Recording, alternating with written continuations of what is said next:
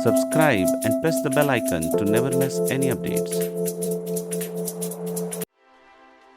Hello बच्चों, नमस्कार, जय श्री कृष्ण, राधे राधे। कैसे सब? आई होप आप सब लोग अच्छे से होंगे, मस्ते से अपनी पढ़ाई कर रहे होंगे। आज का थंबनेल आपने देख लिया होगा। This is about when we can start for JEE preparation. Definitely बहुत सारे बच्चे जो छोटी क्लासेस में होते हैं वो हमेशा इस बात के लिए क्यूरियस रहते हैं, जानने के लिए उत्सुक रहते हैं कि कब से हमें जेईई की प्रिपरेशन स्टार्ट करनी चाहिए, और या फिर हम ऐसा क्या करें कि जब हम आगे चल के जेईई की एग्जाम की तैयारी करें तो हमारे को कम से कम प्रॉब्लम्स आए, या फिर हम उस जेईई की प्रिपरेशन में एक फुल रिदम के साथ आगे बढ़ पाए, सो दैट कि हमारा जेईई एग्जाम जो है बहुत अच्छी तरीके से क्लियर हो। Joint entrance examination, that is JEE, इस परीक्षा की तैयारी लाखों की तादाद में बच्चे करते हैं। ये अपने आप में बहुत ही प्रेस्टिजियस एग्जामिनेशन है इन इंडिया। और अगर हम बात करें तो ये सवाल बहुत ज्यादा वाजिब हो जाता है कि इसकी प्रिपरेशन कब से स्टार्ट करनी चाहिए, क्योंकि बहुत बार ऐसा देखा गया है कि बच्चों में पोटेंशियल होते हुए भी वो बहुत लेट इस चीज को डिसाइड करते हैं, और कहीं ना कहीं उसका खामियाजा उनको अपने रिजल्ट में देखने को मिलता है। तो आज जो भी बच्चे 6, 7, 8, 9, 10th में हैं और उनके पेरेंट्स इस चीज को बहुत अच्छी तरीके से देखकर समझ सकते हैं थ्रू आउट द वीडियो कि हमें क्या क्या चीजों का ध्यान रखना चाहिए या कब हम इस चीज की प्रिपरेशन को चालू कर सकते हैं। पहले दो तरह के सवाल आते थे कि should be start JEE after 10th या फिर should be start JEE after completing 12th। सबसे बेसिक फर्क क्या होता था कि 10th में अगर बच्चा स्टार्ट कर रहा है, 12th में बच्चा स्टार्ट कर रहा है, तो 10th में कहीं ना कहीं बच्चे सोच रहे होते हैं या उनके पेरेंट्स सोच रहे होते हैं कि बोर्ड एग्जामिनेशंस हैं, बोर्ड एग्जामिनेशंस को क्लियर करना भी अपने आप में बहुत चुनौती भरा होता है, और वहां पे भी परसेंटेज सिक्योर करना वो बहुत लोगों के लिए मैंडेटरी होता है, क्योंकि ये लाइफ टाइम सर्टिफिकेट होता है। तो बच्चों को लगता है कि यार ये सर्टिफिकेट तो अच्छी तरीके से उस पर सजावट हो, नंबर्स अच्छे आए, तो इसकी वजह से बहुत लोगों का ये मानना होता है कि नहीं यार 10th में नहीं करेंगे, 10th के बाद हम जब 11th और 12th कंप्लीट कर लेंगे उसके बाद हम आईआईटी जेईई की प्रिपरेशन करेंगे। और ये बहुत लंबे अरसे से इस तरीके से ये चलता आ रहा है। अगर मैं बात करूं कि बहुत पहले की बात, तो देखो क्या होता था पहले कि आईआईटी जेईई में हमारे पास लिमिटेड अटेम्प्ट नहीं होते थे। पहले आईआईटी जेईई में आपके पास बहुत सारे अटेम्प्ट्स होते थे, तो उस समय तो फिर भी पेरेंट्स अगर ऐसा सोचता था कि चलो यार 10th के बाद नहीं करके 12th के बाद करें, तो we have got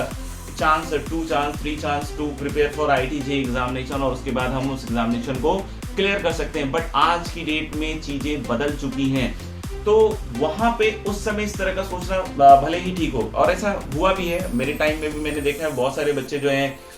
second third bar attempt करके आईआईटी जेईई के एग्जाम को क्लियर किया है। तो बट ये उस समय की बात थी। आज की डेट में सिनेरियो पूरी तरीके से चेंज है, number of attempts totally fix हो चुके हैं। अब हमें क्या सोचना चाहिए, क्या करना चाहिए, कैसे करना चाहिए, या जो अटेम्प्ट जो ड्रॉप लेते हैं वो किन के लिए ड्रॉप भी होता है, वो भी हमारे को समझने में बहुत ज्यादा जरूरी, बहुत अच्छी तरीके से समझना बहुत ज्यादा जरूरी है। अगर हम बात करें बोर्ड एग्जामिनेशन, तो बोर्ड एग्जामिनेशन एक ऐसा एग्जामिनेशन है जिसमें कहीं ना कहीं आपको 11th के ऊपर निर्भरता नहीं रहती है। मोस्टली जो है वो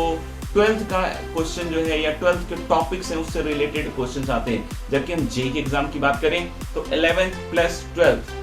दोनों के दोनों सिलेबस, दोनों ही चीजों के सिलेबस को पूछा जाता है आईआईटी जेईई में। यानी बोर्ड के हिसाब से अगर हम बात करें तो 11th रेलेवेंट नहीं होता है। बोर्ड के अगर हम पेपर की बात करें, बोर्ड के पेपर पैटर्न की बात करें दोस्त, तो बोर्ड का पेपर पैटर्न एक सब्जेक्टिव पेपर पैटर्न होता है, और उसमें आप अगर उस तरह के सवाल पहले हल कर चुके हो, या उस तरह के लैंग्वेज आप सीख चुके हो, या उस तरह के लैंग्वेज को बार बार लिख कर अगर आपने पूरी तरीके से सजावट वजावट बढ़िया तरीके से सीख रखी है, तो बोर्ड का एग्जामिनेशन क्रैक करना इतना बड़ा इशू नहीं होता है। लेकिन अगर हम बात करें आईआईटी जेईई की एग्जामिनेशन की, जहां पे आप देखोगे तो बहुत ज्यादा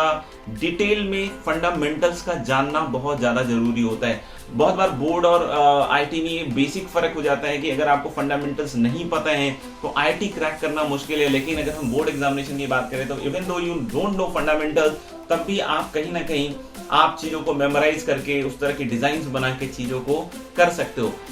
12th की अगर हम बात करें तो 12th में जो भी हम एग्जामिनेशन यानी बोर्ड एग्जामिनेशन जब भी हम देते हैं, तो उसमें बहुत बार ऐसा भी होता है कि लास्ट ईयर के क्वेश्चंस को यूं का यूं आप प्रैक्टिस कर लीजिए, तो बहुत सारी चीजें अपने आप हो जाती हैं और अच्छे खासे नंबर 90% नंबर आसानी से बन जाते हैं। लेकिन हम आईआईटी जेईई की बात करें तो आपको लास्ट ईयर के पीवाईक्यूज कर लीजिए, मतलब प्रीवियस ईयर क्वेश्चंस कर लीजिए, और साथ ही साथ शीट वगैरह भी कीजिए, बुक्स वगैरह भी कीजिए। उसके बावजूद जब आप आईआईटी जेईई के अंदर जब सवाल जाकर देखोगे तो आपको महसूस होगा कि ये लैंग्वेज शायद नई लैंग्वेज है। कॉन्सेप्चुअली हो सकता हो कि आपने जो सवाल किए हैं और ये जो सवाल आया है they can be same, but हमें ऐसा लगता है कि वो चीज नहीं है, और हम उसमें फिर उसको कैसे क्रैक करते हैं, थ्रू कॉन्सेप्ट, थ्रू फंडामेंटल्स जो हमने एक रिगरस प्रैक्टिस से सीखी हुई होती है, या फिर कोई ऐसा मैनिपुलेशन, या ऐसा एक मैनिपुलेशन नहीं, शायद बहुत सारे मैनिपुलेशन जो हम थ्रू आउट द जर्नी सीखते हैं, उनको यूज करके फिर हम उसको क्रैक कर पाते हैं। अगर हम बात करें कि इस लर्निंग के लिए, तो इस लर्निंग के लिए आपको एक एप्रोप्रिएट टाइम होना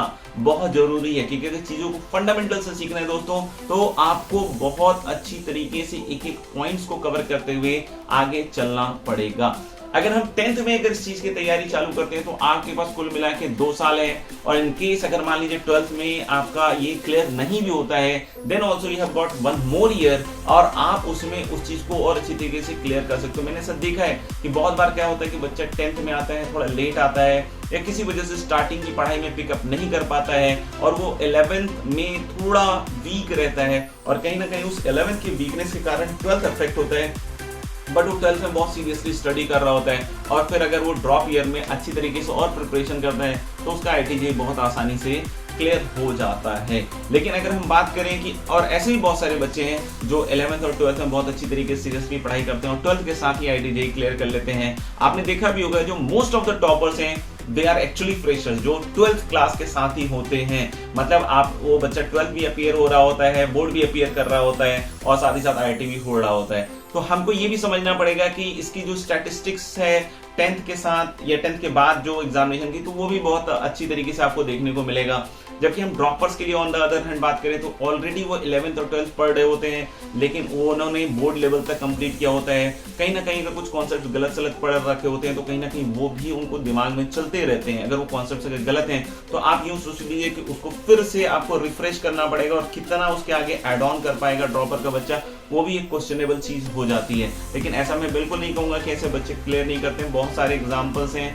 जिन्होंने इस तरीके से एग्जाम को क्लियर कर रखा है। तो 12th के बाद भी बहुत सारे बच्चे करते हैं IITJEE का एग्जामिनेशन क्लियर, बट मेरा यहाँ पे रिकमेंडेशन होगा सारे पेरेंट्स के लिए, सारे बच्चों के लिए, कि आफ्टर 10th अगर आप पढ़ाई करते हैं तो बोर्ड तो इजीली कैप्चर हो जाता है। आप बोलोगे बोर्ड कैसे इजीली कैप्चर हो जाता है, तो देखो बच्चों जो सिलेबस होता है फिजिक्स केमिस्ट्री मैथ्स का वो तो दोनों जगह सेम होता है। अपन कोचिंग की अगर बात करें तो वहाँ लास्ट टाइम पे, जैसे मैं न्यूक्लियस कोचिंग में पढ़ा रहा हूँ ऑफलाइन, तो वहाँ पे हम लोग लास्ट टाइम में क्या करते हैं, इस तरह के सेशंस रखते हैं जिसमें बोर्ड के टीचर्स क्या करते हैं, उन क्वेश्चंस को लिखने की प्रैक्टिस करा देते हैं। सिंस ऑलरेडी उनका बहुत सारा सिलेबस, मतलब ऑलमोस्ट सारा सिलेबस फिजिक्स केमिस्ट्री मैथ्स का हो रखा होता है, बस उसको लिखना सिखाया जाता है और उसके बाद उसके बोर्ड में अच्छे नंबर्स आते हैं, और ये टाइम अगेन प्रूवन चीज है, ठीक है ना। बात रही इंग्लिश और फिजिकल एजुकेशन, अगर जो बच्चे ऑप्ट करते हैं तो ये चीज़ों की भी क्लासेस इन कोचिंग्स में हमारी कोचिंग में कराई जाती है, तो वो भी बच्चे आसानी से ग्रास्प कर लेते हैं और लास्ट के टाइम पर अच्छे तरीके से नंबर्स वगैरह आ जाते हैं। जो सीरियसली उस समय कर लेते हैं बिल्कुल आ जाते हैं। तो बोर्ड में ऐसा कोई हर्डल नहीं होता है। ये एक मिथ है कि बोर्ड पहले क्लियर करे और IIT बाद में क्लियर करे तो बेटर रहेगा। It is other way round, कि अगर आप IIT के साथ साथ बोर्ड भी लास्ट में अगर अच्छी तरीके से कर लेते हैं तो सारी चीजें आपकी बिल्कुल ठीक हो जाएंगी। अब कुछ सवाल ऐसे आते हैं कि सर अब since we know about IIT और right now I am class 6, 7, 8, 9 और 10, आई डोंट नो, तो सर मुझे क्या करना चाहिए, क्या मुझे 6, 7, 8 के लिए अब ये एडिशनल क्वेश्चन आ चुका है कि हमें क्या 6, 7, 8, 9, 10 से प्रिपरेशन चालू कर देनी चाहिए। तो देखो बच्चों 6, 7, 8, 9, 10 से कोई एक सीरियस प्रिपरेशन नहीं स्टार्ट हो सकती IITJEE को लेकर, फुल डेडिकेशन के साथ नहीं हो सकती, कंसिस्टेंट नहीं हो सकती। उसका रीजन है कि आपको और भी बहुत सारे कार्य करने पड़ते हैं, अपने खुद के स्कूल के सिलेबस करने पड़ते हैं। If you are enrolled in some olympiad examination तो आपको ओलंपियाड्स की भी तैयारी करनी पड़ती है दोस्त, समझ में आएगा। और ये ज्यादा बेटर होता है कि हम ओलंपियाड्स या जो भी आपके एज के ओलंपियाड्स हैं उसको अच्छी तरीके से कैटर करें, सो दैट कि हमारी भी एक माइलस्टोन्स कंप्लीट होता जाए, और आगे चल के जब हम 10th के बाद IITJEE की सीरियस डेडिकेशन के साथ पढ़ाई चालू करें तो हमको एक बहुत मजेदार फील आए, राइट। इवन दो अगर लगता है कि नहीं सर मैं 10th में हूँ, 9th में हूँ और मैं कुछ शुरू करना चाहता हूँ IIT के हिसाब से, क्या शुरू करूँ, तो देखो बच्चों मेरा एक सिंपल सा कहना है आपको कि आप मैथ्स से शुरू करो, और मैथ्स में भी कोशिश करो कि आप अलजेब्रा पढ़ो, सबसे ज्यादा इंपॉर्टेंट है ट्रिग्नोमेट्री पढ़ो, ठीक है। अब अलजेब्रा और ट्रिग्नोमेट्री जितनी ज्यादा आप लगाओगे आगे चल के कैलकुलस या कोऑर्डिनेट ज्योमेट्री इन सब चीजों में आपको बहुत ज्यादा हेल्प मिलेगी। तो मेरा उन बच्चों के लिए रिकमेंडेशन क्या है जो भी क्लास 9th और 10th में आप अगर IIT की प्रिपरेशन कर रहे हो, दैट्स वेरी गुड, लेकिन उसमें हमें मोस्टली किस बात का ध्यान रखना है कि हम अलजेब्रा के टॉपिक्स को जल्दी करें, हम कंपाउंड एंगल्स के टॉपिक को जल्दी करें, अच्छे बुक्स या अच्छे मटेरियल जो कोटा के मटेरियल होते हैं उसको जरूर यूज करें, तो सो दैट कि आप जो है फिर उसमें एक अच्छा आगे प्रिपरेशन 10th के बाद चालू कर पाओ, राइट। तो इस तरीके से हमें अपनी पूरे करियर के बारे में सोचना चाहिए अगर आप IIT JEE की तैयारी कर रहे हैं। फिर एक सवाल ये भी आता है कि सर मैं JEE सेलेक्ट करूं या नीट सेलेक्ट करूं, ये समझ में नहीं आता है। तो देखो बेटा, अगर आपकी स्ट्रेंथ प्रॉब्लम सॉल्विंग है, आपकी स्ट्रेंथ मैथमेटिक्स है, आपकी स्ट्रेंथ अगर ये चीजें हैं तो definitely you can go for JEE। लेकिन ये मत मानना है कि जो अभी आपकी स्ट्रेंथ है वो हमेशा स्ट्रेंथ रहने वाली है। उसका रीजन ये है कि आगे चल के आपको जो JEE की मैथ्स होगी वो थोड़ी डिफरेंट तरह की होगी, उसमें आपको फिर से काफी मेहनत करनी पड़ेगी। हाँ, लेकिन सीख जाओगे, अच्छी तरीके से कर सकते हो अगर आपको कंसिस्टेंटली उस हमारी बातों को फॉलो करते रहो। तो आई होप आपको ये वीडियो बहुत अच्छा लगा होगा, समझ में आई होगी। फिर भी अगर लगता है कि नहीं यार मेरे को ये चीज समझ में नहीं आई कि कब प्रिपरेशन करना चाहिए या कोई भी ऐसी बात, तो आप जरूर इसके कमेंट सेक्शन में लिखकर मुझसे पूछ सकते हैं। तब तक के लिए धन्यवाद, bye bye, take care, see you, bye.